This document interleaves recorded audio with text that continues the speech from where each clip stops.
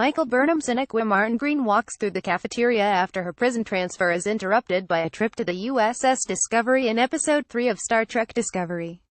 Credit Jan Tribbles warning: this recap includes spoilers for Episode 3 of Star Trek Discovery.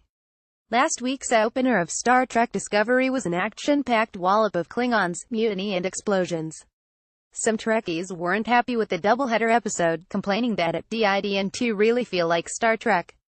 To those Trekkies, we're happy to say, welcome back. Y'all like Episode 3 better, because it has several nods to Trek lore, from Tribbles to technobabble. We meet up with Burnam, played by Sonequa MartinGreen, 6 months after she is sentenced to life in prison. Burnam serenely sits on a prison transport ship on its way to a mining colony, ignoring her fellow prisoners' insults, until aliens that love chewing on electrical cables somehow get into the rescue ship's organs. When the ship's captain is killed trying to get the critters out, the other prisoners begin to panic as Burnam, presumably summoning her Vulcan training, sits quietly. The 15 best ships on Star Trek, from VGER to the USS Vengeance, enter the USS Discovery, which uses a tractor beam to get the prison transport aboard the starship. Almost immediately, Burnam gets in a fight with her fellow prisoners, earning a summons to the quarters of her new captain, Gabriel Lorca Jason Isaacs. Lorca orders Burnam to take a temporary role on his ship because she has expertise in a form of physics that Lorca needs for his mission.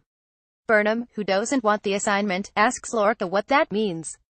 To win the war, of course. To send everyone home safe and happy, Lorca responds. In typical Trek style, the situation quickly turns complex. Burnam is assigned to a science room that, strangely, has a highly restricted research area.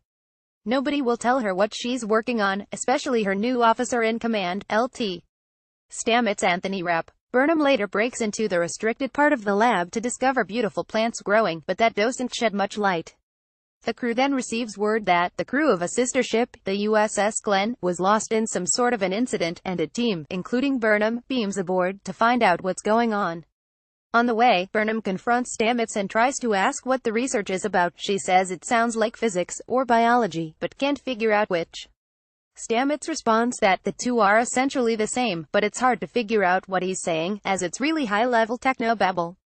In my mind, this confusion almost derailed the episode, but hanging on was worth it.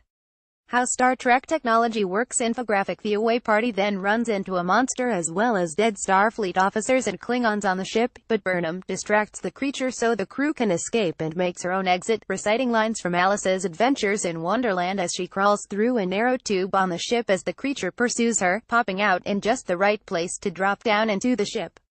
Impressed by her skill, Lorca offers Burnam a position on the USS Discovery and finally explains what they are working on: a spore-based organic propulsion system that can beam anyone anywhere in just an instant, riding on a microscopic web that permeates the universe. Lorca doesn't explain much about the nature of the web or the organics, so we'll probably hear more in future episodes. And that's this week's cliffhanger, making us wonder what this tech is. Something related to warp speed, a gateway constructed by the Iconians, a race with advanced travel tech that was discussed in The Next Generation and Deep Space Nine. We don't know for sure yet, but we hope future episodes will make it clearer. Some random observations from the episode: it's fun to see science and the military finally come in conflict in a Trek series. Stamets has a beautiful monologue about how he was working on something really cool, but the military appropriated it and now he's stuck working for an organization he never wanted to join. More of this, please. It's clear Lorca has ulterior motives, but we don't really know his full deal yet. He makes it clear that he's not above operating beyond Starfleet protocol. One reason that Lorca respects Burnham's mutiny, he says. But there is more weird stuff to come, it seems. The last shot of the episode shows him in an office next to a cage containing the deadly creature on the USS Glenn. The creature was evidently beamed aboard his ship for reasons that aren't explained to the audience. Lorca also has a Tribble on his desk in another scene, but beyond pleasing Star Trek the original series fans, were not sure if there's a significance. Saru Doug Jones is really coming into his own after 3 episodes. He used to serve with Burnham before the mutiny, and has trouble trusting her. I believe you feel regret, but in my mind, you are dangerous, he tells her. But it is Saru who recommends Burnham for the away party, even though everyone on the ship is giving her the stink eye for her mutiny. Every scene with him is worth watching, as he has little pretense and isn't afraid to say exactly what he thinks. In a minor squee moment for fans, it's confirmed this week that Sarek and Amanda, the parents of Spock, did raise Burnham as well, right alongside him.